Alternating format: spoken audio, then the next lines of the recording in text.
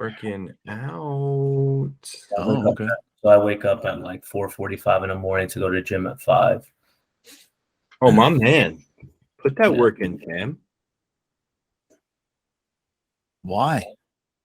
Well, I really don't have time with grad school. So time is on your side. Yes, it is. So, well, it's called managing your time. Manage these nuts.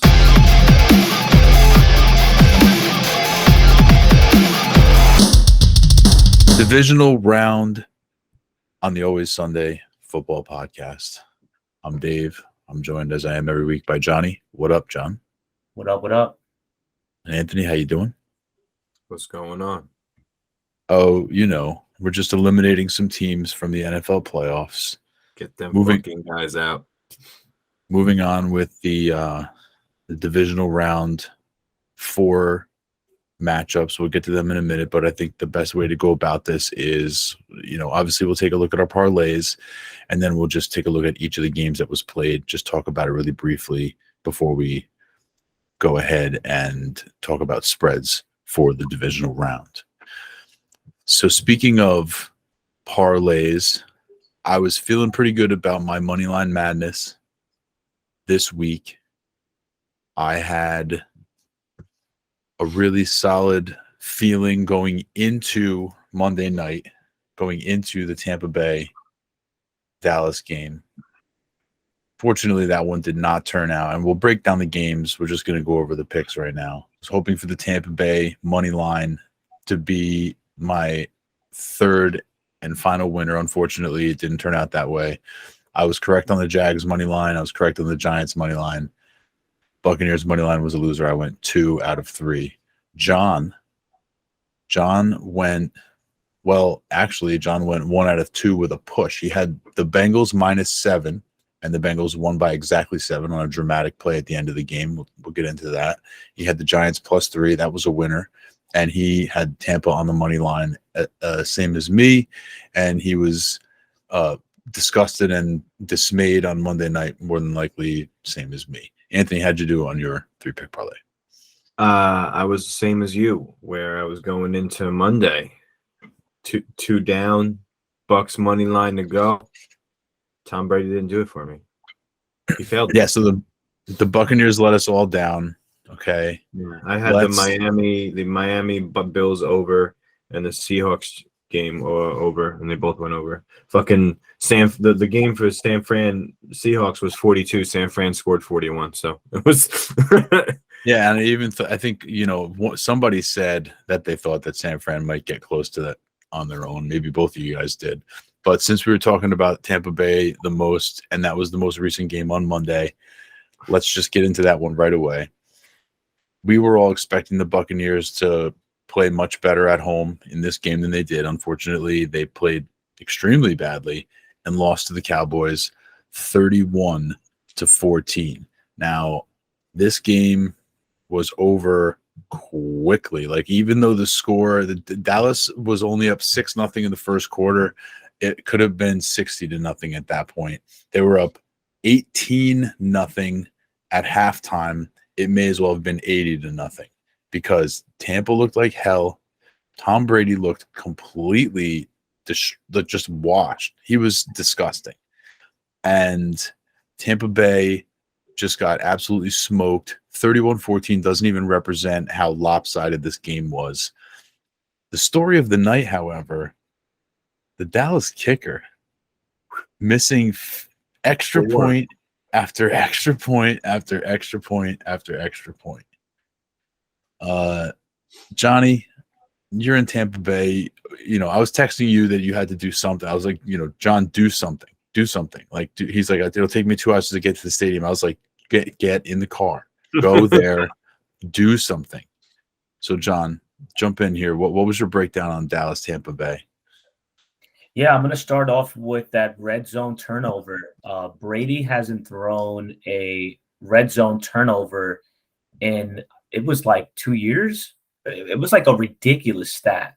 It was since 2019, and it was over 400 pass attempts over the course of those years. It was an absolute crazy statistic. And I think that shifted the momentum of the game. Obviously, Dallas's offense was like literally on fire, but let's highlight kind of the most underrated thing that Todd Bowles did not make any defensive adjustments. I mean, he just stood in, he just kept this zone coverage and did not make any adjustments. There were certain plays where I was like, if this is man coverage, CD is not open on that route if there's man coverage, and they just kept sitting back in this zone coverage trying to bring pressure. And I'm like it's just simply just not working. And I'm like, when is he going to make the adjustment? He never made the adjustment. It was just flat out like you got out coached by Mike McCarthy. Like, it's absolutely utterly ridiculous. Like, we should be considering that Todd Bowles should be getting fired this year. That's Agreed. how bad he's managed his team. A lot of people in Tampa, a lot of Buccaneers fans, obviously I used to live in Tampa, complain about Byron Leftwich, that he can't call plays. So that whole entire franchise right now just looks really, really bad. But I'm going to say this, that I'm actually a little bit more impressed with the Dallas Cowboys, because I think that, number one, they coached that game very, very well. Dak played out of his mind, and the defense showed up. And games like this show us that Dallas is one of the very few teams that they're a complete team. They can play all three phases of football when they're clicking. I mean, we've seen it before. It just hasn't happened in the last 3-4 weeks, but we've seen it before that Dallas has played all three phases. So that's what I'm going to take as my take. Anthony?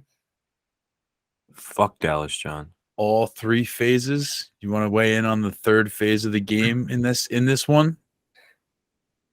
No, I don't agree on all phases. I mean, they in my opinion, they've played better football last year or the year before. They were a little shaky this year. So they might have had your complete phase games, a few of them, and luckily they played good, but I don't know about complete. Yo, does anybody notice that kicking is a part of the game and they missed 4 extra points? That they were not complete in this game at all. The three phases is just completely false. However, they beat the shit out of the Tampa Bay Buccaneers. John's point about the Bucs defense not doing anything to stop them, do anything. The Cowboys move the ball at will. They should play Tony Pollard a lot more than they do. They should just use Zeke inside the red zone and short yardage. Like, he's really, in any situation where it's not a short yardage or a goal line situation, Zeke is essentially a liability, or maybe like blatant pass protection. He's probably a really good pass protector when he's not going to go out on a route, but Tony Pollard needs to be playing as much as possible. He's electric. CeeDee Lamb, Dak was doing whatever he wanted. Tampa Bay, Todd Bowles stinks.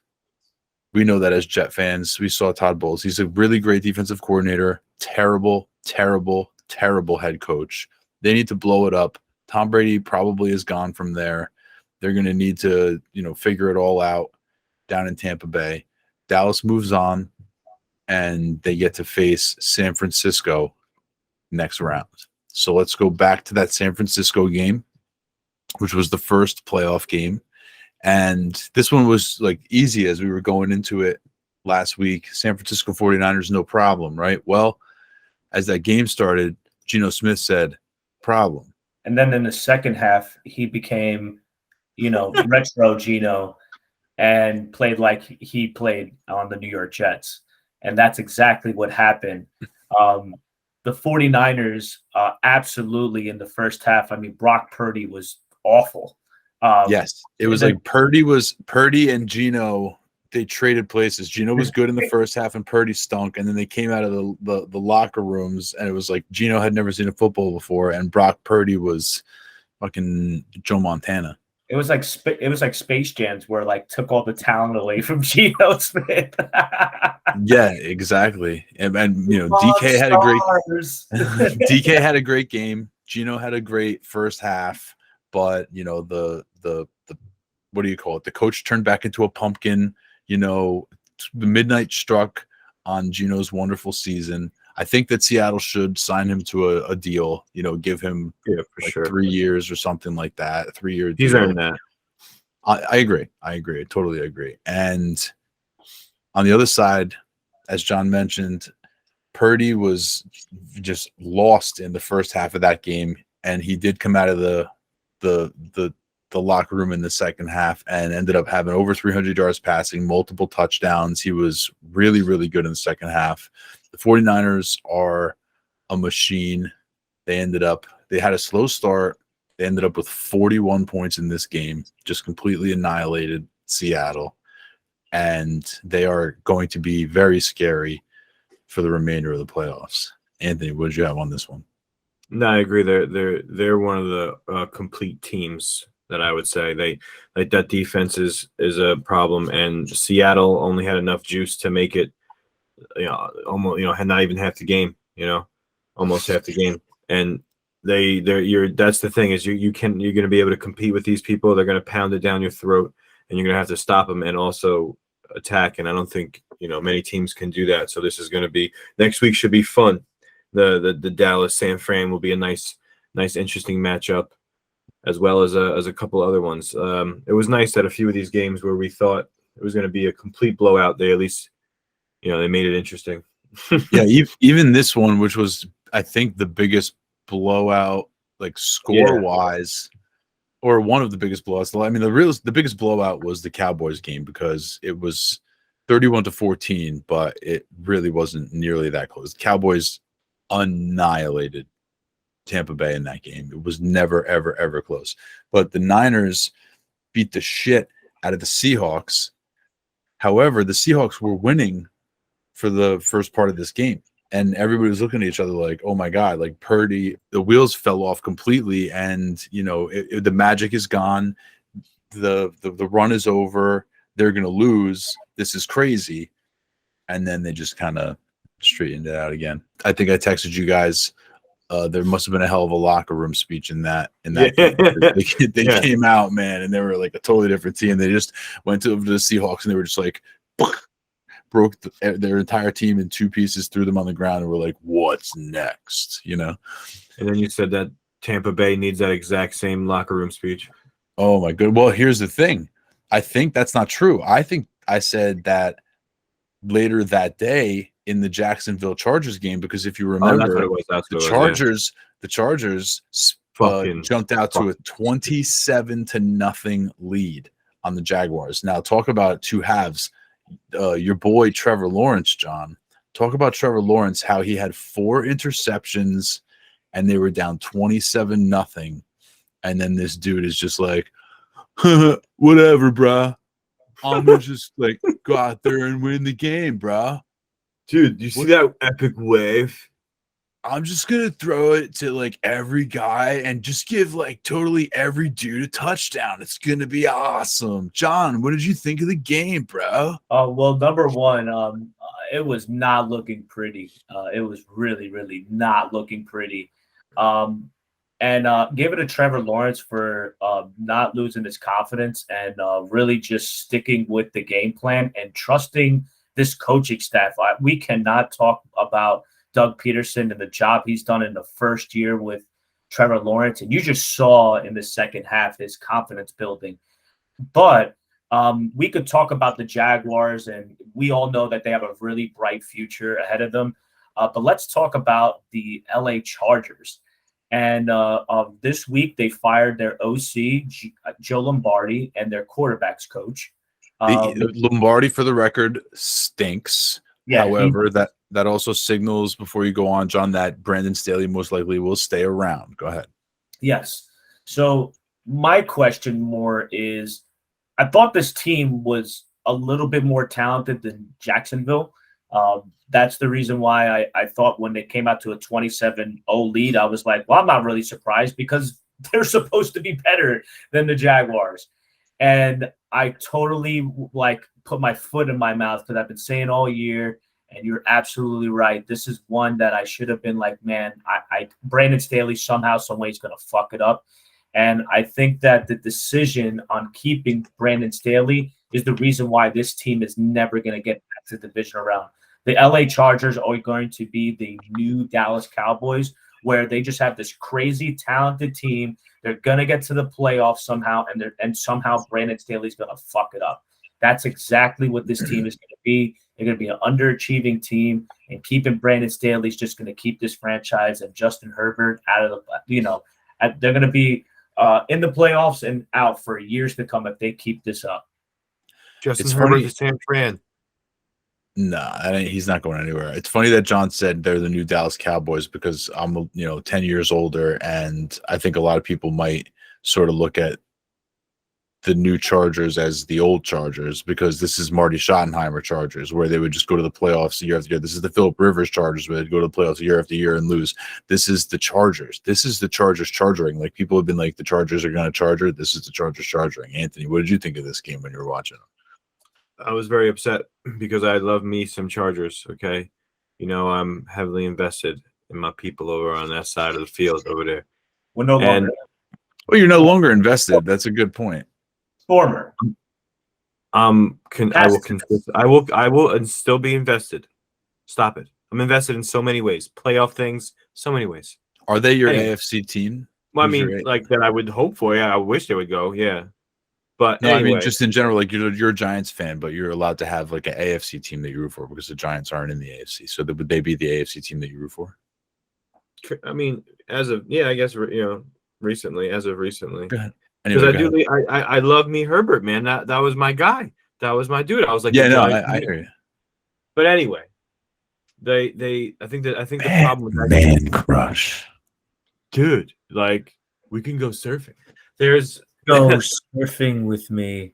I think the problem started. I mean, they had like 2 pick sixes, right? So I mean, I think that like the defense kind of was on a roll, and the offense didn't really be able to kind of get it going, and then it just fell apart with that horrible coaching that we've talked about all year, and they snuck it through. And like, I mean, yeah, Trevor Lawrence came out, but he threw the ball like 48 times. Only didn't even break 300 yards. That's not what you want. That's not what's going to get you through to the next round. But how about rushing yards from Eckler? I mean, my goodness, if you're up 27-0 right before the half and they scored right before the half, like, what did you think in the second half you would want to run the football with Austin Eckler? It's been a common thing about them is that I thought that they would actually start running the football, but unfortunately, the Chargers, every time they get up, never run the football. They were the worst team in the NFL with rushing attempts when you had Austin Eckler. It made absolutely no sense. The Chargers, and yet still he finished RB1. It's crazy. Well, it's because the thing is they throw to him the so ball much, hard. and PPR, he was the PPR RB1, but I don't know if he was the standard, RB1. I couldn't tell you that. No, because there's so many games like he rushed the ball 10 times for 28 yards, but he had 10 catches for 100. Right. And so I think this was, I mean, we talked about it going into the game. This was, to me, heavily on the coaching. Herbert didn't play great. Okay. So that's important to note. He didn't play particularly great. He was, like just above 50% completion percentage, somewhere in that range. And so these are points that I can kind of just be like, yeah, I guess we talked about this, and I guess I was right this time in that these are 2 pretty evenly matched teams, in my opinion. The Chargers weren't that much better. They only have 1 game separating them in the win-loss column. They have just as many options to score points as we saw. Coaching played a big part in this game, and Jacksonville, I think, deserved to win. Jacksonville deserved to win that game for sure. They definitely showed a lot of, John mentioned it, just like not quitting, not getting flustered, not getting rattled, and just sticking with it. And I make a lot of jokes about Trevor Lawrence because, his hair is, easy to make fun of, and his face is preposterously big. Like, he's just got the biggest head of all time, and the hair is really easy to make fun of. But he's a very good quarterback. He's coming into his own. He had struggles, and I was like, in the first half, I almost texted you guys Ben Simmons like 15 different times. And, because that was my comparison for him for a while. But He definitely got his shit together, and I'm very excited to see him in the next matchup in the playoffs. The first game on Sunday was the Dolphins and Bills. This was the 2-7 matchup. The Bills were rolling, right? The Dolphins limped into the playoffs with their backup quarterback. This was going to be a bloodbath, right? The Bills were going to just completely come out and smash in this one, right? Right, John? No, that did not happen. That really, really did not happen. I'm actually going to say that I was actually shocked that the Buffalo Bills turned the ball over as much as they did. And kudos to Miami Dolphins defense. I mean, that was probably the best performance they've had all year. They've made some pretty good trades this year to buff up that defense, and it finally came together against the Buffalo Bills. I mean, they gave the Bills a run for their money, but the Bills this year have been a little bit shaky in terms of turning the ball over. I mean, there are weeks that we could point to with the, let's give an example that, the Jets upset Buffalo this year. That happened. There have been games where they've been the inferior team, and luckily for them, they get pulled out. But I'm going to tell you what, next week they better be on their A game, because they're not playing no Miami Dolphins. They're playing a for real team that's been to the Super Bowl. So I would say my takeaway from that game is that Miami definitely has a bright future. Let's hope that actually they came out this week that Tua is going to be the quarterback next year. They're expecting him to be healthy. We're obviously I'm more concerned about his overall health and if he can live a normal life with the amount of sustained concussions that he's had. But Miami looks like they have a really bright future with Tua being there. They got all the right weapons. It looks like they're trying to get that defense together. They got a young-minded head coach. So I think Miami has a really bright future. But Buffalo's in trouble next week. They better get it together. Anthony? Hey, Anthony, I know that you're huge into this. Huge into this. Did you see the video of Mike McDaniel, the Vaping? Miami? That's how big into vaping you are that you knew what I was going to say before I said it. No, I just saw the clip like before we did this. Because I didn't get to catch that game because the girls were sick Sunday morning. Oh, okay. So I was able to catch up with some clips. So I said it, and there was some controversy that they think the game was rigged on some calls, and so I saw. But believe me, there's been some controversy all season long. I've brought forth some controversy about some games that were rigged. The Seattle Seahawks shouldn't have been in the playoffs, but I don't want to get down that road. I will say that Miami, John mentioned it, they played a lot better than I think a lot of people expected them to. And for a while, I think a lot of people were looking at each other like, holy shit, are the Dolphins going to win this game? Like, is Buffalo fucking up right now? Josh Allen didn't look sharp. Buffalo was, continues to struggle to run the football. They're another team that can't really run it, but it's not a question of like not trying to run it. They just can't get it done. They just can't figure it out. It's crazy. However, Buffalo definitely the better team up and down, and the matchup that we're going to get next week is, I think, the one we all wanted. Moving on to the afternoon game. Hey, Anthony, how much of this game did you get to see? Because I know that you scheduled a birthday party so that you wouldn't be able to watch the Giants play playoff football. Instead, you were like in the ball pit or doing some sort of balance beam or some shit. How much of this game did you get to see, bud? I got bits and pieces at the place because, of course, they had the worst reception and service over there that I couldn't really catch anything. I was able to like check in on like CBS, but I got home and I was able to watch the whole fourth, which was really nice. Okay, and it was exciting. And they played some fucking football, baby. They played some good football. Did you get a chance to like go back and maybe catch up on a lot of the plays or the like highlights or anything like that yet? I saw the Saquon Barkley one was nice. Kenny Galladay had a block. They were all really excited about that. Yeah, that block cost $20 million. Yeah. He hit him. He hit him twice. Yeah. They played some good football. Where they've been just getting better and better. They kept it close last time. I think and they're going against Philly, and a lot of people are saying, they'll cover that 7. I'm not doing that. I don't think John, so. Hey, John, tell Anthony the good news about Daniel Jones.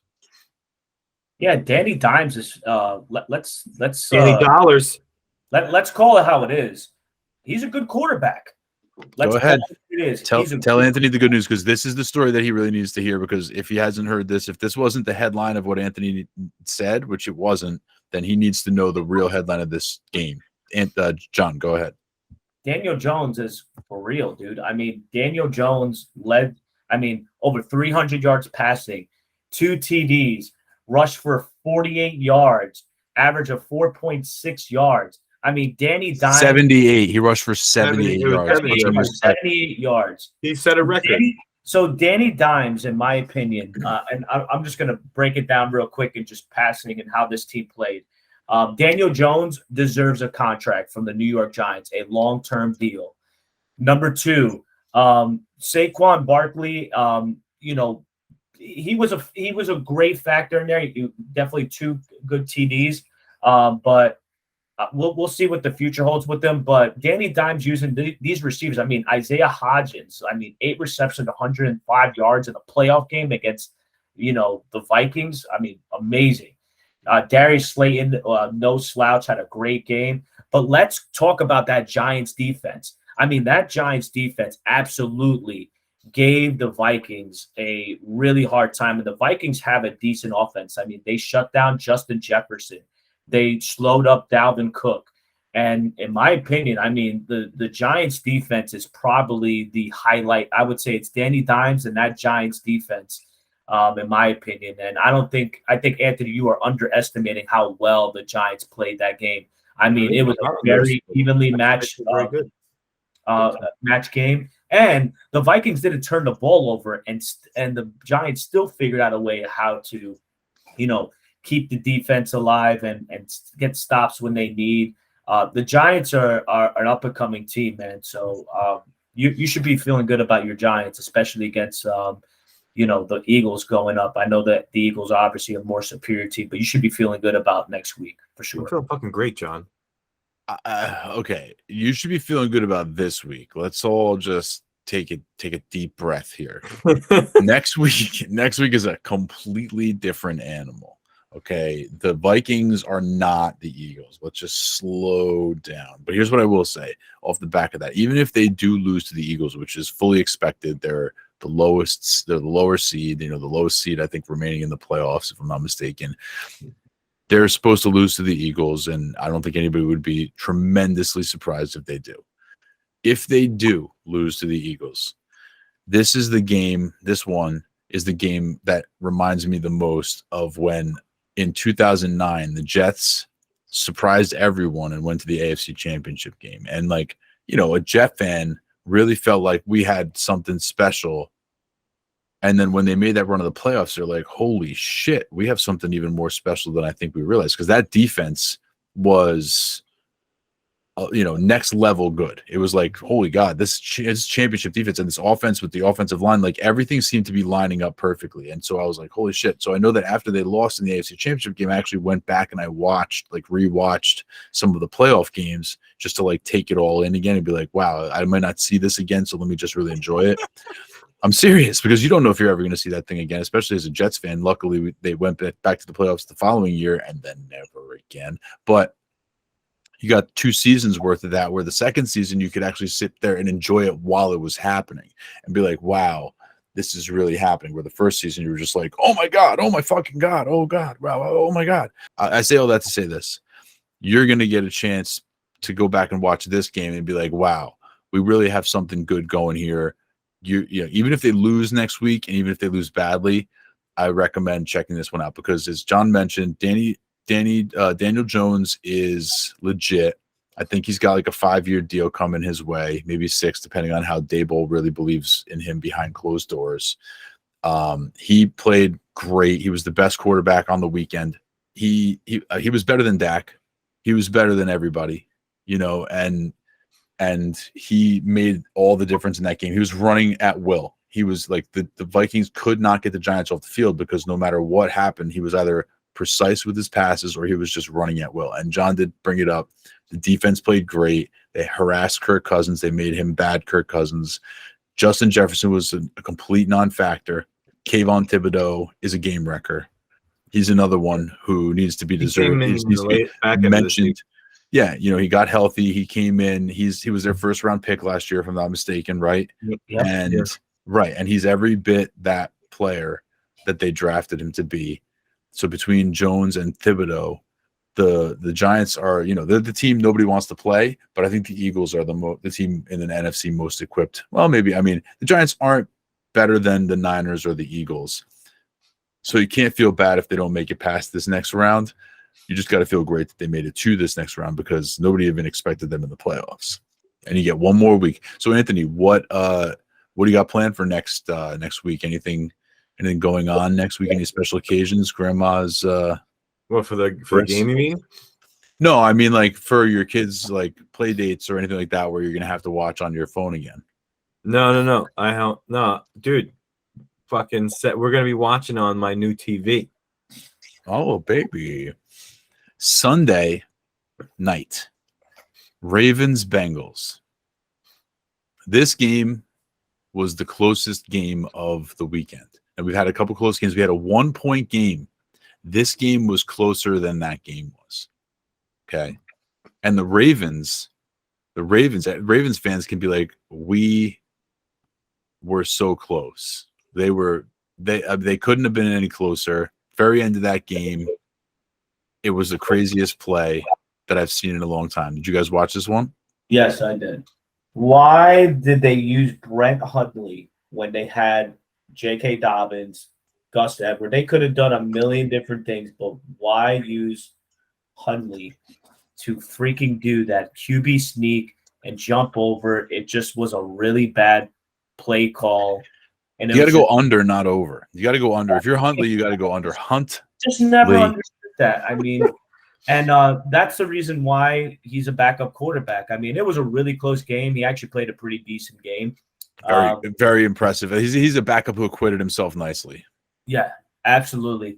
And I honestly thought that there was a second. I was like, oh, shit. Like, can Cincinnati get upset by the Ravens with a backup quarterback? I was like, what is going on? And I saw that play, and I was like, man, this is what's special about Cincinnati is that their defense ain't great, but they can make one or two plays that make a difference in the game when the offense ain't sometimes, all that great. And that's the reason why I think the Cincinnati Bengals ultimately won that game. And that's why I feel like their team is a little bit more, they should be in the Super Bowl. Like they just have the offense. I mean, Joe Burrow, this past week, not this last week, but was killing people at will. But I think more importantly is that those division games, they're a lot more closer than what people think. Because I expected a blowout, but those divisional games, man, that third game playing in the playoffs, you never know what happens. That's why I'm interested in getting into that Giants-Eagles matchup because those divisional games, they matter, man. Yeah, Burrow played bad. Burrow did not play well. He only had like 200 yards passing. He just had a very underwhelming game. The Bengals, were less than a foot away from losing that game. Anthony, what did you see? It's crazy that the two games that we thought would have been the clear no issue. Bills and Bengals are going to just no problem take this game, and they were the ones where we're like, oh my god, is this about to happen? Like both of them. So it's pretty wild, and I think it does come down to those divisional games. You know what I mean? Every year you play them the most, and they have those little inside whatever it is, and that's what makes those games juicier and closer. And like you could say, any Eagles, even though the Eagles have beaten up the Giants for the past couple of years and Dallas as well, they'll at least the fans still say it, like they hate to play it because you never know. So, it's just the divisional games. I think most divisions say like, oh man, we got to play them, even though we should kick their ass. Like this is they could still beat us. So it's those divisional games. I think is a reason for it.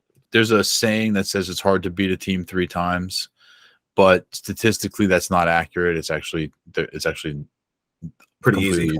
It's not pretty easy, but the stat that I heard before these playoffs started was 20-14 in favor of the team that already had 2 wins. So there were 20-14 when they were 2-0 going for that third win. So it's not as difficult statistically as people portray it to be.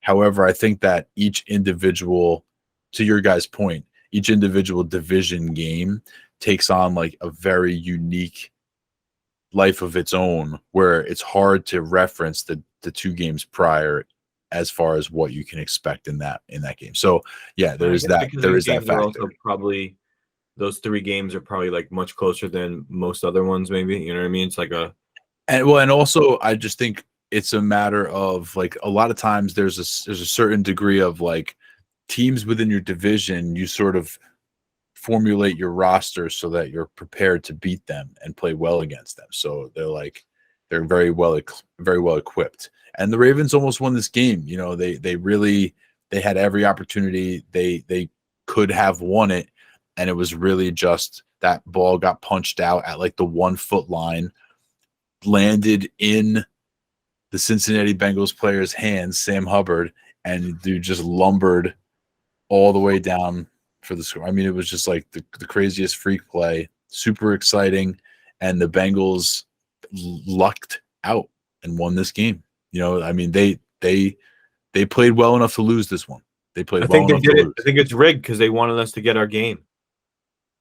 See, now I don't know how you rigged that, because that dude just throw it to the other guy. Just jump over the line and throw it into the there first was nothing hand. rigged about that play. No, it was. There's no way you could have done that on purpose. No possible way that could have been done on purpose. No way.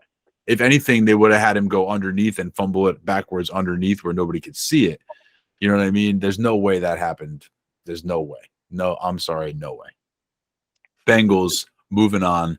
Deal with it, Anthony. And so that is all of the games, because we covered the Monday night game already.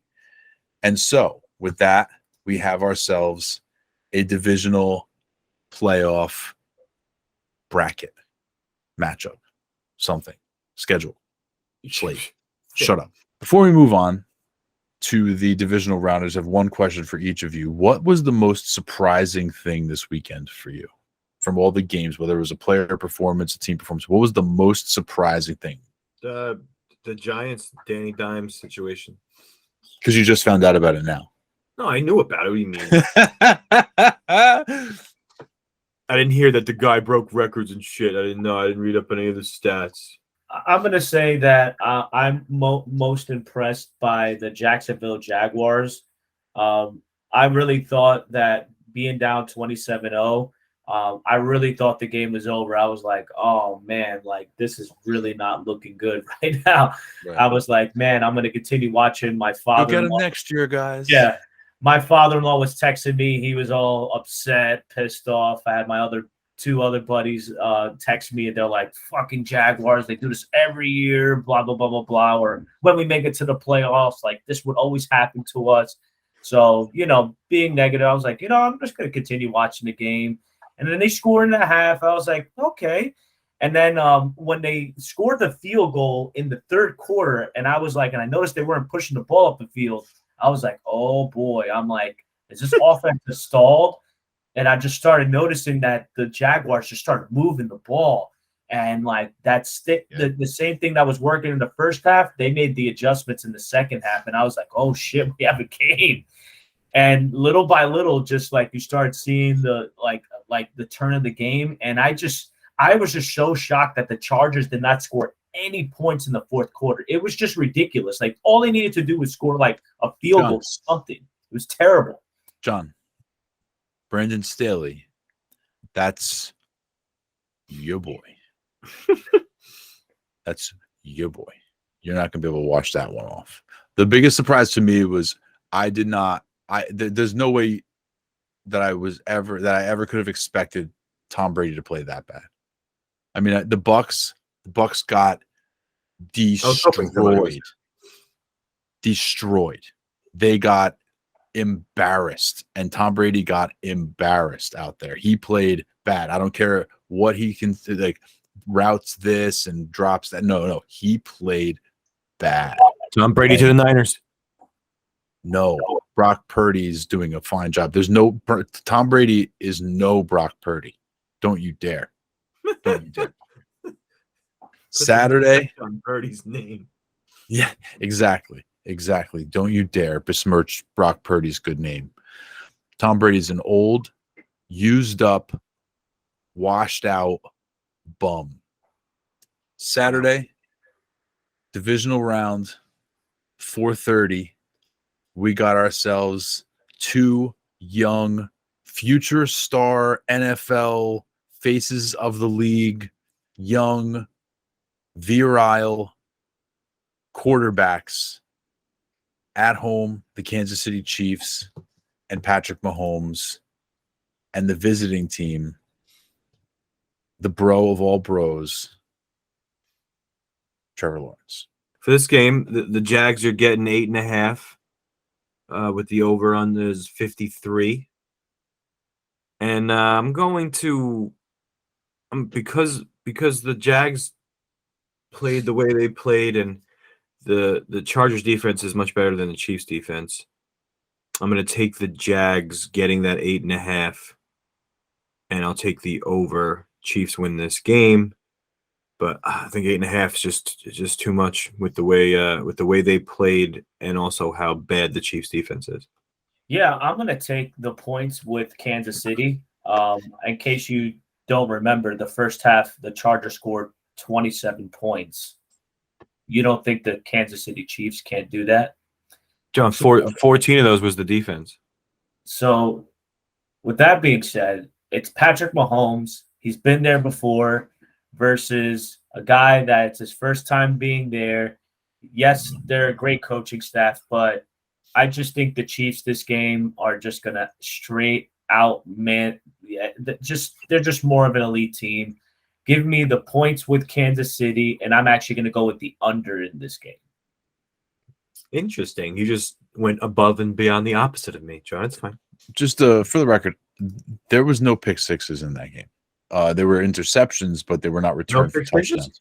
No. Oh, but they went to the there was two short scores that came off of turnovers, two short touchdowns, and then one intermediate length touchdown that came off of these interceptions, but they were not pick sixes. So yeah, no, their offense scored the points in that game. It wasn't the defense that was scoring points. Just for clarification, because you did say that twice. The first time I was going to let it go, but you're just you like. I think the thing you just have to remind yourself at every game that we watch, that we break down for the rest of this 4-game whatever, is that you didn't watch any of the games and you don't know what you're talking about. I didn't get to watch most of them, unfortunately.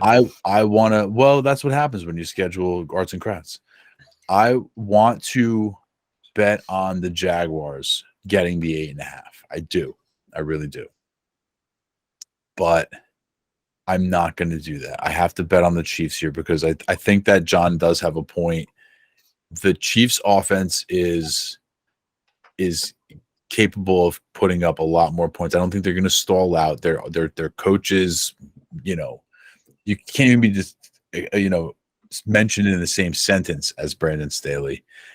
And so the Jaguars are going to put up a good fight. I'm going to take the over here, but I'm going to take the Chiefs to cover that 8.5 because I think that the Chiefs could win this game by 10. It's not going to be a blowout, but I think that I can see them winning it by 10. Anthony, Saturday night, 8:15. What are you doing? What do you got going on? You got the girls? Tell me. Don't talk about the game. I want to talk about what are you doing? Where's your body? PM. Where's your body going to be? Who's going to be around you? I need to know what your situation is. No, I'm going to be watching the game. I got no plans. I might want to go out somewhere, but I want to just be able to scream like I normally do and have it in front of my new TV. So I'm going to be watching it. Giants are in the second round of the playoffs, visiting Philadelphia, the city of brotherly love, as 7.5-point underdogs with a 48-point over under. I'm going to take the Giants getting 7.5. Oh. Give me that. Give me those 7.5.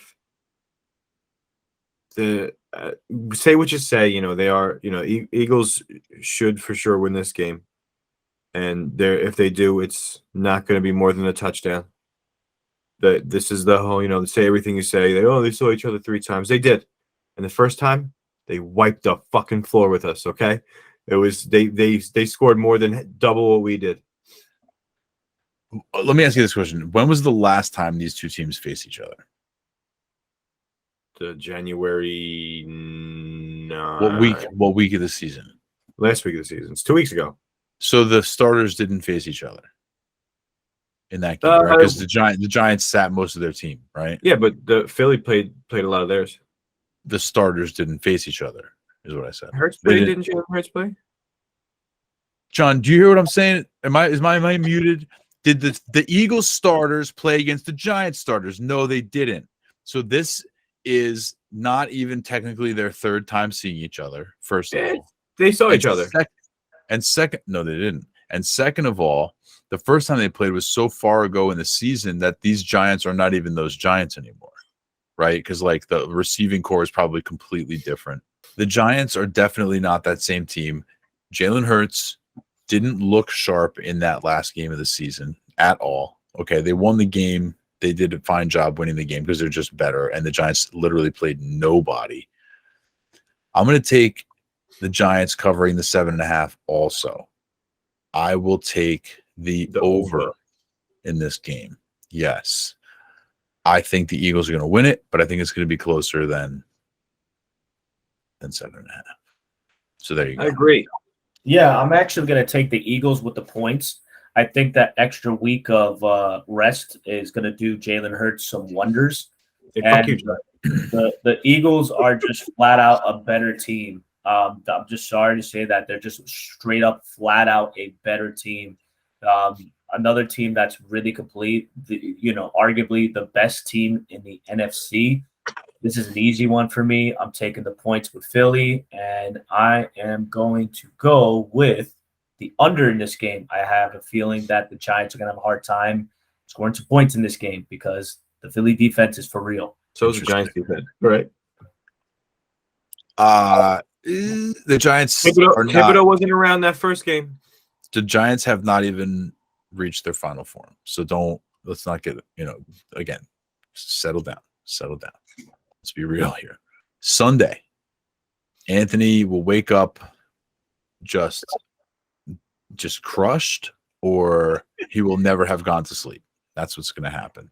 Cincinnati Bengals, 3 p.m., visiting the Buffalo Bills. The game that we all were hoping for, Bills-Bengals. The Bills are at home, 5-point favorites, 49-point over-under. Hey, quick question about that. Are they playing at a neutral site? No.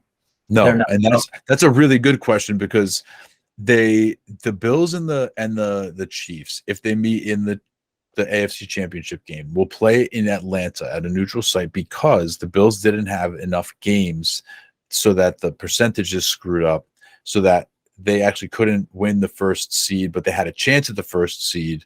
So Kansas City, the Bills and Kansas City played at a neutral site. However, the Bengals and the Bills could have been flip-flopped in that situation. They didn't get a chance to be. So this game should technically be played at a neutral site also. They're not. They're playing it in Buffalo. But technically, it should be played at a neutral. If the AFC Championship game, if the KC Bills game is supposed to be at a neutral site, this game should have been at a neutral site also. Instead, it's home in Buffalo, where now, just to remind everybody, the Bengals and the Bills played a couple weeks ago. Damar Hamlin was seriously injured, died on the field, had to be revived, brought to the hospital, was in critical condition, in coma for a couple days, whatever the case. Finally woke up, has been better. He's since been released from the hospital. That all happened in Cincinnati. He finally got home to Buffalo, whatever it was, a couple weeks later. He's now in Buffalo. This game is now in Buffalo, where it was in Cincinnati a couple weeks ago. Now the Bills are at home, and there's a really strong probability that Damar Hamlin will either be leading the team out of the tunnel or make some sort of appearance pregame to whip that crowd into shape. So it's not only that it's the Bills at home, but it's the Bills at home with this Damar Hamlin thing going for them. This could not be any more set up for the Bills right now. So with that being said, these teams are just so evenly matched. This is going to be probably the best game of the week. Real tough. This is an easy one for me. I'm going to go with the over on this game. But man, the spread is just so like such a tough one. I'm gonna go with Cincinnati with the spread. I think this is gonna go down to a one possession game. Give me Cincinnati with the spread. I just this is gonna go down to a 1 point, like just down to the wire. Give me the points with Cincinnati because I don't feel confident. This is just like a coin toss to me. What's the weather like in Buffalo? I'm gonna go with Cold. Yeah, I'm gonna go with the same. I'm gonna give me the Bengals. They're getting those points. We all think this is gonna be a very close, nail biting, back and forth game. So if you're giving me points, I'll take them. I couldn't tell you who's gonna win this game. You would assume that it would be the Bills, given all the spiritual things and whatnot, however you want to call it. But I'm gonna have to take those points. Go with the over. I guess I'll take the over in this game as well, but I'm in the same boat as you guys. I just can't really call this thing on the 5-point spread. I will lay the points with Buffalo. Why not? I just because the thing about it is like I can't get out of my mind that there's going to be some sort of shenanigans that takes place, that the Bills end up on the right side of a call here or there, and they end up winning this game at home, and DeMar Hamlin is waving from some luxury box somewhere, and that's what that's what makes good TV. And it's this is the Bills' year of destiny, and the Bengals, they'll be fine. Better luck next year. Blah blah blah. Plus, the Bengals have some serious offensive line injuries. I think I just talked myself into the Bills. Bills -5. Dallas Cowboys, San Francisco 49ers, 6:30 p.m. So easy. Anthony, any kid parties during this game, or are you good? I'm going to actually probably schedule one because this one's going to be so easy. Oh, yeah? The San Francisco 49ers are at home, only favored by 3.5 points in Anthony's easy game.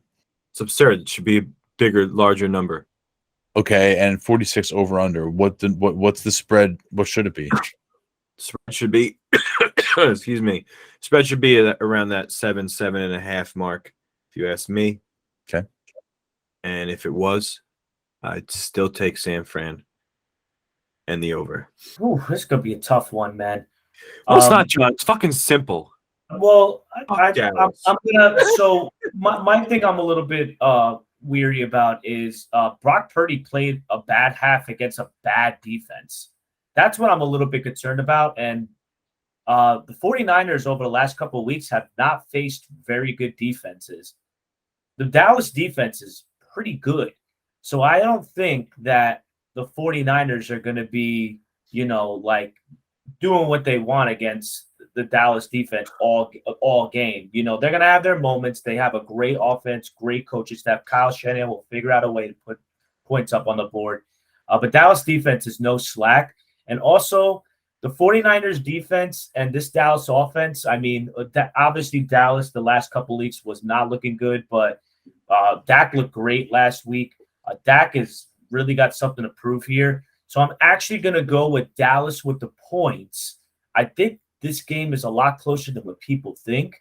And I'm going to go with the under in this game. I think this is a low-scoring affair. This goes down to it's going to come down to. But I'm going to take Dallas with the points and the under, and 49ers win at home. I'm going to take the 49ers and lay those 3.5 points. If it was a bigger spread, I might, go along with John a little more there.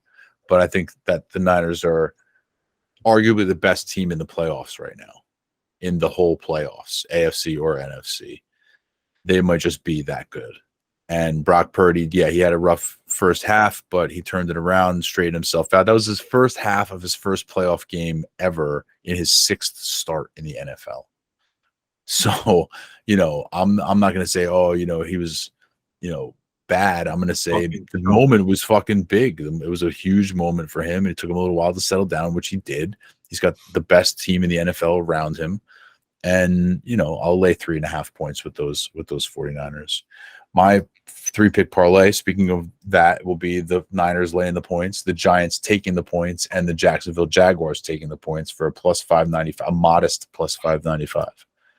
Yeah, I'm going to take the Cowboys with the points. Go ahead. I'm going to take a bold. I know I said otherwise, but fuck it, why not? Let me go with Cincinnati money line. It's a bold move, Cotton. Yeah, that is very bold. Move. Go ahead. And give me the Jaguars with the points. And that is for a plus 956. Yeah, so I switched mine up a little, so it wasn't the same as yours, but I had to keep that Giants plus 7.5. Give me that.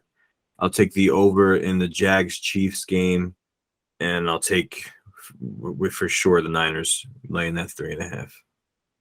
Very good.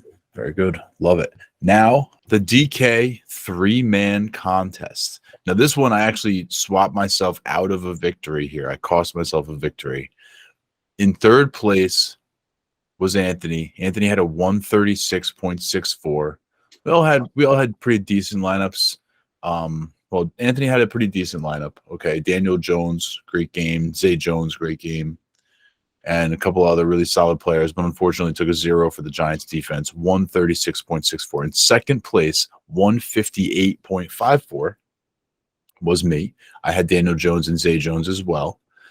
And Isaiah Hodgins, Jamar Chase, Christian McCaffrey, a couple of really good plays, but then the bottom end of my lineup, tight end flex defense was trash. Jonny came in first, another win for Jonny, 170.42. Okay, he had Hodgins, Metcalf had a gigantic day, Evan Ingram, Zay Jones. He also had McCaffrey. Beat me by about 12 points. Now, I had Dalton Schultz going into Monday night, and I just had like this bad feeling. I had Dalton Schultz and I had Russell Gage. And Russell Gage ended up not doing much. So I was like, I moved Russell Gage out and I put Michael Gallup in. So I had Schultz and Michael Gallup, who I think between the two of them scored like 40 points or more. Yeah. And then I took both of them out and put Otten and Fournette in, and that's what cost me the game. I could have beat John if I left even just Schultz in, but I blew it. So Jonny etches another win. Hey, Anthony, how did we do for the full season?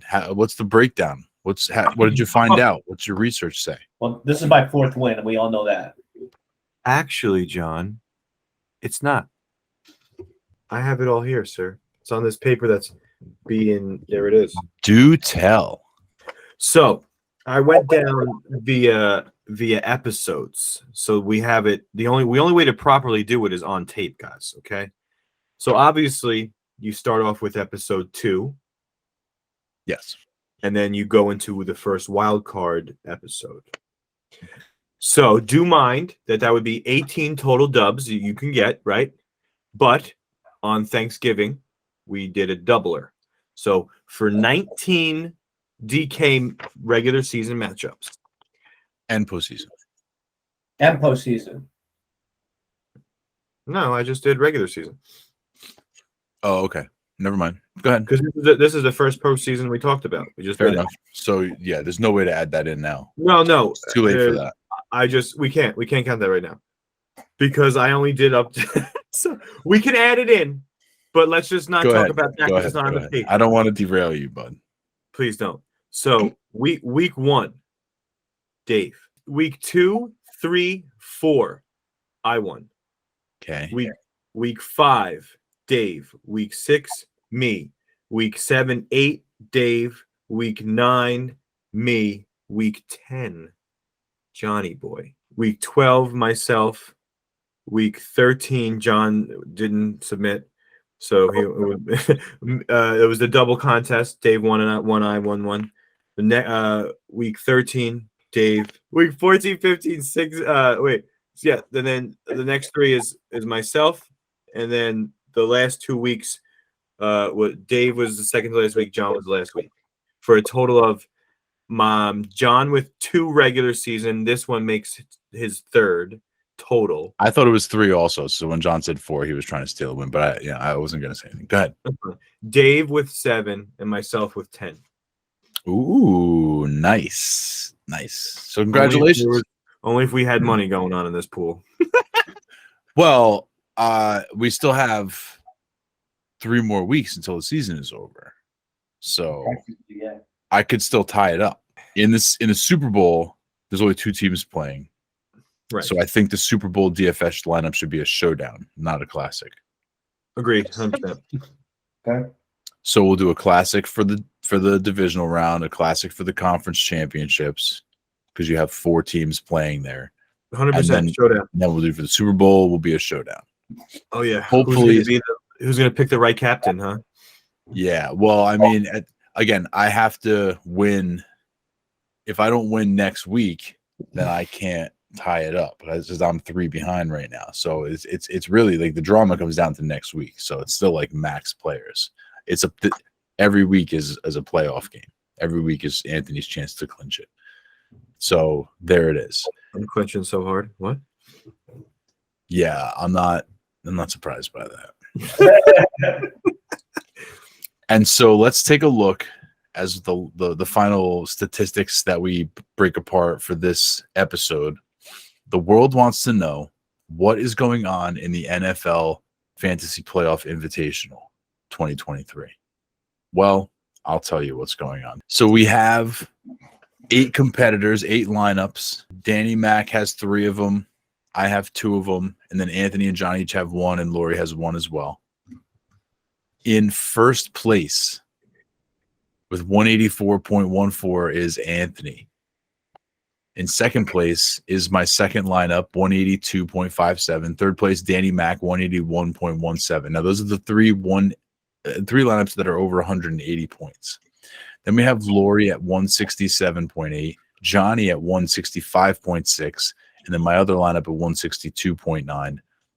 We have Danny Mac at 161 and then Danny Mac at 159. So the biggest question I have, because I didn't look too much deeper. Oh, and then the players remaining, as you can see, Johnny has 7 left, and my one lineup that's down by Johnny has 7 left. And then the rest of us have 8 players still remaining. So the maximum number of players that are still alive. The big question I had looking at this is, why are there 3 teams that have 180 and then there's a huge drop to the 160s, mid 160s for everybody else? So let's bring up Anthony's lineup. Anthony again had a 184. He's in first place. He started Allen and Burrow, who neither of them had huge games, but they both had very solid games. Christian McCaffrey, I think, was like pretty much 100% owned, or just about 100% owned. I think one person owned Kittle and one person owned the defense. John, a team loaded with perhaps the best skill talent in the playoffs, and John chose the San Francisco defense as his player in this tournament. That's preposterous. But Anthony's key player, in my estimation, here is Hawkinson, right, John? Are you looking at the thing? Yes, I am. He's got 25.9 points out of Hawkinson, and he was the only person to play Hawkinson. He also had Kirk, who had a nice day, 21 points, but a couple people played Kirk. Most people played Kirk from Jacksonville. We had a couple ATNs and one Zay. But Hawkinson, I think, is the reason why this lineup is pumped all the way up into the 180s. So he's got that one. I have Giants defense as a. You chose the Giants, and now here's another thing I wanted to point out. Right, the Giants defense is in 2 different lineups. John, listen to this. Right, the Giants. Now, I chose Saquon Barkley. John, who did you choose from the Giants? I chose Saquon Barkley. And why did you choose Saquon Barkley, John? Because he's literally the best player on the team. Right. And then, in the event that they go on further, you want their best player, right? Correct. Right. Well, Anthony, one of the biggest Giant fans in our league, and Danny Mac's, I want to say, third team. Yes. Danny Mac, the other big Giant fan in our little game here. Neither of them felt confident enough in the Giants to put them as more than a defense in their lineup because they didn't expect them to advance to the second round. What kind of fans are they, John? Can you explain that for me? Just break that down real quick before we get into the numbers of this whole thing. What kind of fucking fans are these? I mean, well, yeah, I want to know that. Like, you guys are been riffing and raving about how great Saquon Barkley is. Oh my Dable, coach of the year. Dable, coach of the year. Oh my God, let me suck Danny Dimes' penis. Whoa. Well, guess what? You guys ain't freaking showing up where the money counts, all right? Yeah, that's right. Where are you guys backing your team? Right. Can I say Giants on it? defense. Can I speak? Speak for yourself. And Can I here's speak on something it? else. And let me just say one more thing because we glossed over this. The Isaiah Hodgins thing. Before everybody, you're going to hear a lot of people patting Dayball on the back this offseason about Isaiah Hodgins. Oh, he found him in Buffalo. He brought him over. He did his whole thing. Oh, he started the last like 5 games of the season and he like came on strong. He's a player. We got to sign this guy. We got to keep this guy, right? Okay. Congratulations, Dayball. Why did you have Slayton on the bench all that time? Fucking smartest coach in the league. What were you doing there? Huh? What happened there? John, explain Slayton on the bench all this time for the genius who found Isaiah Hodgins. Makes Can't no be do it. Can't do it. Can't do it. Anthony, why did you have the Giant? No, we already talked about that. Okay, so Anthony's key player, as we mentioned, Hawkinson. Dave C2 in second place. What's the weird key player that he had? He had Barkley. That's something that Anthony didn't have. Saquon Barkley. So that's a weird one. So now basically what I can see is that I'm a little bit behind Anthony here. And the differentiating player between us is that I just have to hope that Saquon Barkley outscores the Giants defense. Not necessarily. Who's your Eagle? How do you my Eagle is Jalen Hurts. Who's yours? Devontae Smith? No, AJ Brown or Devontae. I don't know. I think I know AJ Brown. Interesting. So you have AJ Brown and I have Jalen Hurts. And Jalen Hurts has way more points per game than AJ Brown does. So I feel good about that one too. See, these are 2 gambles, Anthony, that you took the more risky side on. More risky side. And I respect that. I respect that. Did you see my chief? Risque. No, who's your chief? Jerick McKinnon. Oh, geez. All right. Well, now I'm not worried at all. Now I'm not, because I have Travis Kelce. And if I mean, look. They're going to shut him down, and it's going to be McKinnon Day. If at the end of Kansas City's run, Jerick McKinnon has more fantasy points than Travis Kelce, blow me down and call me Mary. In third place, Danny Mac 3. His third lineup. Let's see who his key fancy player was. He did not have one. I don't think. We got a Godwin at 18.5 points. Oh, Sanders, the kicker, 13 points. That's actually interesting. He got a lot of Sanders was by far and away. Most kickers stunk this week. I mean, we'll get to that a little bit deeper. We talked about Maher missing 4 extra points. Well, guess what? He was on Lori G's roster. So she's laughing and we're both laughing about it. And then she was like, wait a minute, that's my kicker. And then I started laughing even more about it. It was great. But yeah, Danny Mac's lineup here doesn't seem to have anybody in it that's particularly like unique. So that could run this lineup into some trouble as it progresses through the contest. That's the interesting thing about this game is that, yeah, you have to make smart decisions, but you also have to kind of think outside the box a little bit. So he obviously was a coward as well and went with the Giants defense. And so, we have that advantage. No, you don't have that advantage, right? Anthony, just me. I took the Barkley route there. So, I guess you never know. We'll see what happens there with Danny Mac's lineup. Now, hey, John, why don't we talk about the meat and potatoes of this contest, right? Right in the middle, the 160s. You got 165. You're sitting there at 165. I love the Evan Ingram pick because you had to pick somebody on Jacksonville, right? Jacksonville was a team that I think a lot of people got some differentiation on because we had Evan Ingram, Travis Etienne, Christian Kirk, and Zay Jones all rostered. That's 4 players from the Jaguars. That's more than most teams had. So that's probably more than all. Yeah, I mean, I don't think that there was another team that was more varied.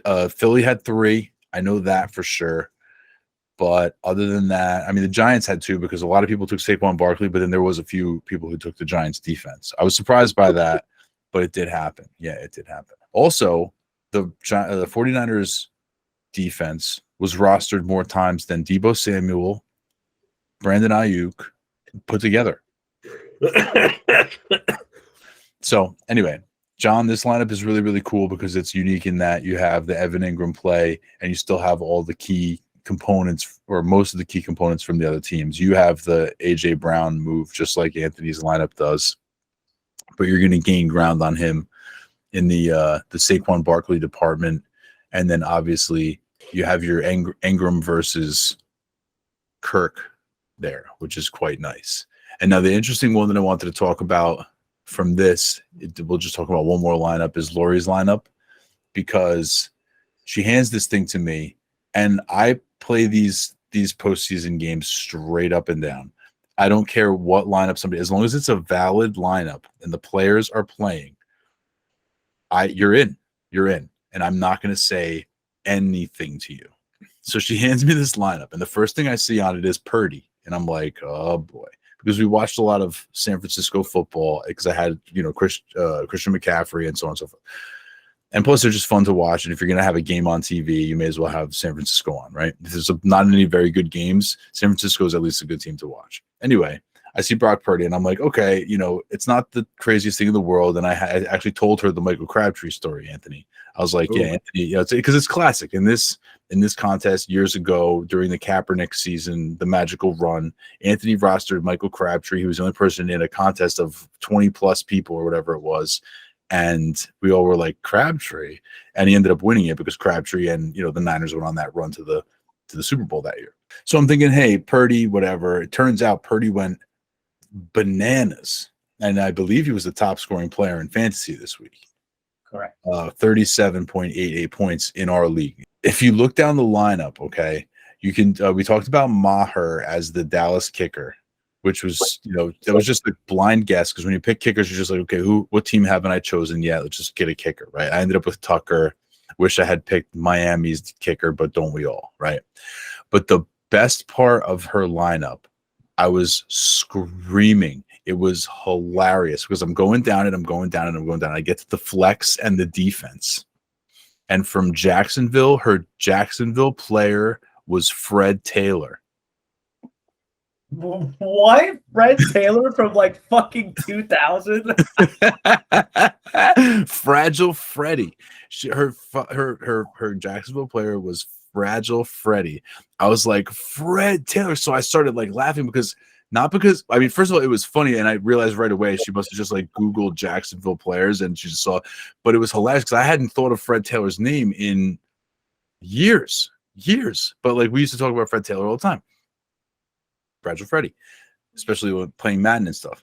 And so then I get to the defense, and the defense says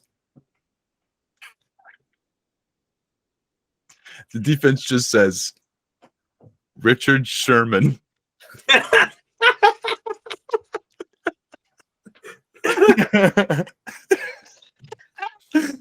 Richard Sherman. So I was like, I just started laughing. I was like, this is so funny, man. This is so funny. So obviously I was like, so I presume you meant to see, and she's like, yeah, I meant to see our defense. She didn't get the concept, obviously, where you have to pick a team, not a player, but it's her first fantasy game that she's ever done. So you get the pass there, which I just thought was so hilarious because I'm like, do you know who Richard Sherman is? She's like, I Googled. I'm like, I get it. I'm like, he's the guy on the Amazon Prime show. He's the guy who sits at the end of the table. Oh, she's like, oh, that's who that is. Like, yeah. So he's not in the NFL anymore. And then speaking of guys who are not in the NFL anymore, did you mean Travis Etienne? And she's like, yeah, that's the guy you had from the Jaguars, right? I'm like, yeah, not Fred Taylor.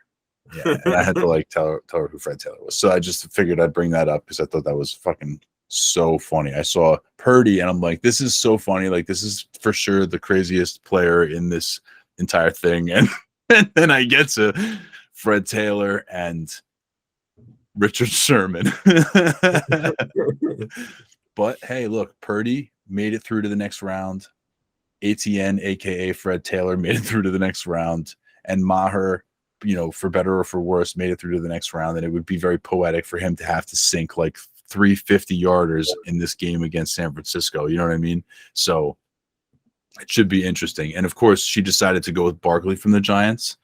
And I did not, as I told you, I did not help her with the lineup at all until she submitted Fred Taylor and Richard Sherman. But Barkley was her pick, not the New York Giants defense. Just putting that out there. And so, as I mentioned again, Anthony, first place, buddy, first place. But we're all going to be nipping at your heels, so we'll follow this through as we go through the rest of the playoffs. Yeah, I mean there's enough little bit of differences to still keep it like Yeah, that's one thing I was worried about because there's not a lot of players in this contest. There's only 8 lineups, but we all did enough different stuff because we are different enough as in the way that we think, that it still gave us some variance. I want to see like the worst lineup. Why is it that bad? Buccaneers defense. Oh, you know what? I have one more question before we wrap up, but I don't really see why this lineup is that bad. And I think this lineup is going to make some noise, or could potentially make some noise. It's pretty interesting because the only loss is kicker, his defense, and one running back, the same running back that everybody else lost, which is Eckler. So before we wrap this up, I do have one question, just in general about the playoffs. Who was your biggest? Justin Jefferson. Good call, John. That's what reminded me to ask the question. Yeah, Justin Jefferson was shockingly bad. I was surprised at how effective the Giants were at shutting him down. Anthony, you got anybody that disappointed you? I mean, I for my lineup was Evans. Yeah, I see. I mean, I could say, anybody on Tampa Bay, really. You know what I mean? Like anybody on Tampa Bay was just an absolute disaster. Kittle. I'm glad I did two lineups and I actually considered Debo had a good day. Well, the thing is, nobody picked any of the San Francisco. It was just McCaffrey all the way. All McCaffrey, one Kittle, one Purdy. And one San Francisco defense. John. See, that's the one that like makes me scratch my head. So what was the thought process there? Let's just talk through that, because like I can see very clearly why Anthony, a coward, would choose the New York Giants defense, expecting them to lose in the first round and not putting his chips on Saquon Barkley like the rest of us. But what made you decide? Sorry, Anthony, I didn't mean to. But what made you decide, John, to go with the San Francisco 49ers defense over literally any of their offensive players? Oh, man. So if you're looking at the master here, I was literally between the Cowboys and the 49ers. And I was just like, well. Wait, say that to me again. Repeat what you just said, because I missed the first part. I was between, in terms of defenses, between the 49ers and the Cowboys, because I didn't choose any Cowboy on my lineup, by the way. Gotcha. Yeah, no, I didn't either, as a matter of fact. I made two lineups, and I only had the Cowboys defense on one of them. So I'm with you with doubting the Cowboys. Yeah, I literally did a coin flip between them, and I was like, I guess the 49ers, because if I didn't use the 49ers defense, they were going to be in my flex. Now, wait a minute. Say that sentence to me again. Okay. So if I didn't use the Dallas defense, if I didn't use the 49ers defense, I was going to use so right now, Mike Evans would have not been in my lineup. It would have probably been a Deebo Samuel. So I literally did a coin flip. I give you an actual explanation for myself. No. No, you didn't believe in the Giants. That's obvious. But no, John, I gotta know. 49ers I can't stop yourself. How did you end up between the Dallas Cowboys and the 49ers? At what point did you fill in the defensive slot? At what point of building your lineup did you fill in the defense? How many other positions were still empty when you filled the defense into your lineup? My two flexes were available when I filled it out.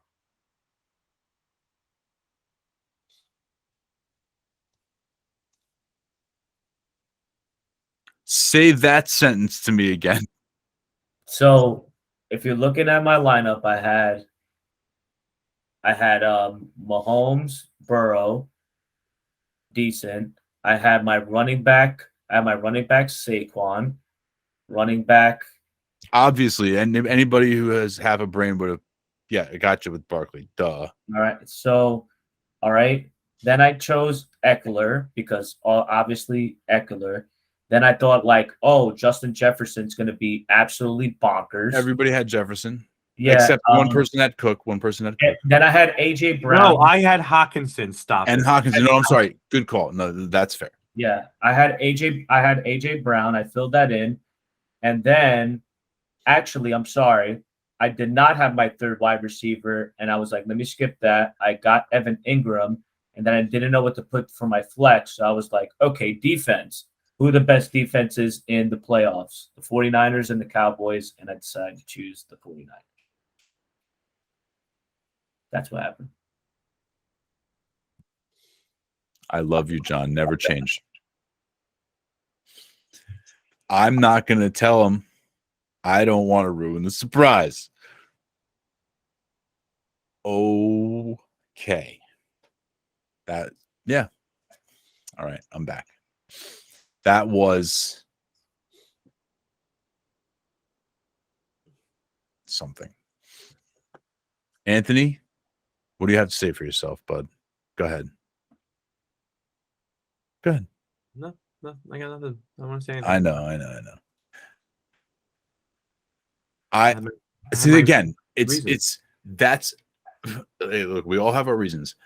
That is, to me, nothing is more baffling to me than I think that 49ers defensive pick. Like, I am trying to like click through everyone else's lineup here. Nobody has the 49ers. The McKinnon pick was, again, that one was pretty surprising. Let's be honest. But I think that Anthony knew what he was doing by making that pick, right? He was, it was like, well, Kansas City, like everybody's going to have Mahomes or Kelsey. Who's the dark horse there? Like, I got you, right? I got you. Anthony, was that more or less kind of what you were thinking there? Okay. That's my Crabtree. That's your Crabtree, right? Well said. And that's exactly, yeah, exactly. Yeah, that was a Crabtree. I'm looking at Danny Mac. He plays it. I mean, we all know Danny Mac plays it pretty straight up, except for where he was a coward in his Giants defense play. And Laurie was shooting from the hip, right? John, the most baffling pick in this entire thing to me is that San Francisco 49ers on defense. I would, callers, comment below. Whatever, like however you guys want to get at us here, and just let's start a public dialogue about that explanation, because sheesh, I don't want to have to be the one to ruin the surprise for John. Well, he's got to work on his strategy. All right, you know what? Elaborate on that for me. Like, just kind of like maybe how he was doing his lineup is he's going down the line in a weird way, and you're looking at the bracket a different way. However, he's looking at it, where, like, to me, you look at the teams that you're going to make it the furthest, and blah blah blah blah blah. So maybe he just got down the line, and he liked every player that he had in the slot, and then he's like got down to the last few. He's like, who teams will I have? Oh shit, I have San Fran. I got to keep them, instead of being like, San Fran's that motherfucking team. What other team can I swap out a better player for? You know what I mean? Anthony, no, invalid, because he had 2 flexes and a wide receiver still available when he made that pick. It's the. Oh, I didn't know that. I thought that was. He just said it. He just said it. I asked him to repeat it.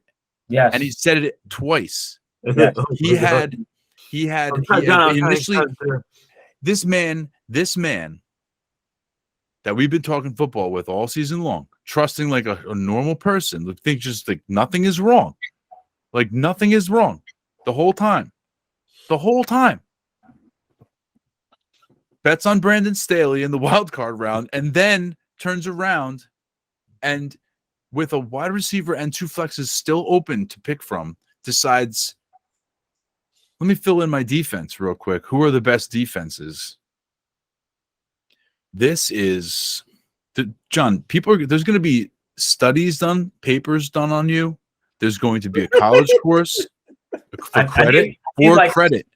I need like a Legion of Boom performance for them to Legion of Boom. Sheesh. Yeah, you got to get all the guys, the whole band back together. Richard Sherman, Cam Chancellor, whatever the rest of the guys' names were, I can't remember. But my goodness, and the other part of it is, I would not have been able to imagine, Anthony, if I had discussed this with you, I would never have been able to come up with the story that John just told us actually happened.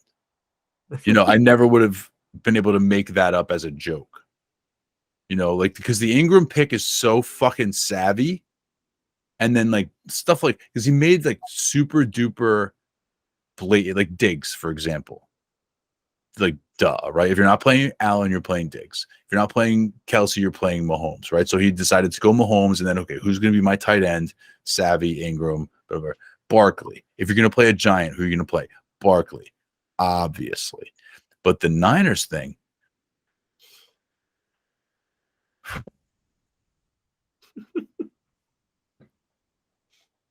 stunning, John. Stunning. Are you okay? Well, that was my bad pick. It's only one. It's only one. It's only one.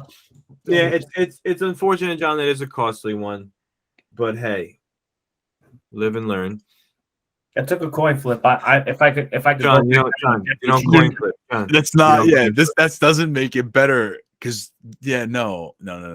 That doesn't make it better. You don't fill your defensive slot until all of your positions are filled, bud. You simply don't do it. It's just that's the lesson here. I need to say it literally out loud to you. Yeah, you cannot fill your defense or kicker slot until every other position is filled with marquee players. Yeah, and you definitely use those players for the teams that like you're not 100% sure they're going to make it. You know, because you have the teams that you don't choose from because you're like they're not going to make it at all, and hopefully you're right. And then you have the teams like, all right, it's like hit or miss. So if I'm leaning the other way, you throw your kicker. Like I chose Seattle kicker and Giants D, not because I would. That is just because every other position I was like, you know, I was more in favor of, you know, the better odds of, you know, the other people. Like just then I didn't want to bet against my Giants. I had Baltimore, Seattle, Dallas, and Miami losing. So see where those were my I had Baltimore as my two kickers because Tucker's the best kicker. So I just used a Baltimore kicker, and then I had Dallas as my one defense and Seattle as my other defense. So like the teams that I think are losing in the first round, those are my kicker and defense right there. Right. So now what makes it interesting for you and I being so close, and you're saying that I chose Giants D and you have Barkley, you have Dallas D and I have CeeDee Lamb. So it's like, you know. Okay, but the Dallas defense is much more of a strength of their team than the Giants defense is to their team. Fair. You know, so it's like John like I will use John's defense for this, or John as a defense for this, because he was flipping his coin between the two best defenses in the playoffs, and it was the Niners and the Dallas Cowboys, which is why he was picking. So I mean, I didn't think they were going to win, but I still picked them because their defense was good. You know what I mean? I chose their defense. Like Baltimore, for example, I wish I had picked the Miami kicker in one of those two lineups and not just gone Baltimore with both, but I picked the Baltimore kicker because he's the best kicker. I can understand, at least there's a way that you can explain away being a lifelong Giants fan who didn't believe that they could win this game, nor did you believe that Barkley could, you know, contribute to your fantasy team in this situation.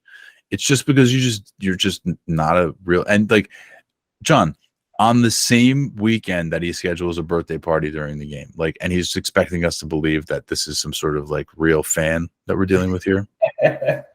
No. Yeah, I knew the game was happening the day I scheduled the party. You heard him say that, right, John? He admitted it. Right. Sarcasm. Look, the next time the Jets are in the playoffs, like I'm just like not having an opinion. Well, that is a lie. That is not gonna have an opinion. No, I'm talking about not to. I'm trying not to because I don't want to be biased. It's really hard not to be biased. The only way to not be biased, or the best way to not be biased, I shouldn't say the only way because I have my own biases as well, but they're more case by case biases, is to just not be a fan of any team, right? Because once you're emotionally invested in one given team, then it's really difficult, not impossible, but really difficult to see things through that really objective lens. But here we are at the end of our breakdown. We have divisional, we have conference, and we have the Super Bowl left to go. So that's 3 weeks left of actual football, and then we'll be doing some postseason activities. Gentlemen, and those watching, I'll see you next week, where it's always Sunday.